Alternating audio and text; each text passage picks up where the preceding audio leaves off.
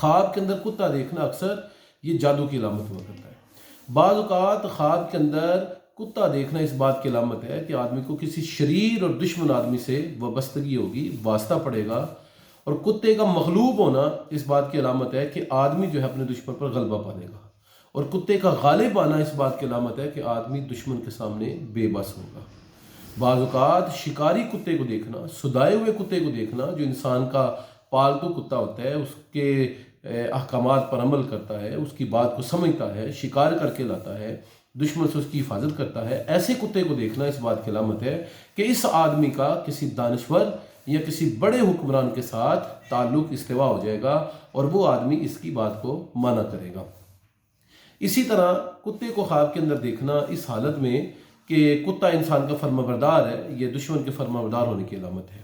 آدمی کا خواب کے اندر دیکھنا کہ وہ خود کتا بن گیا ہے،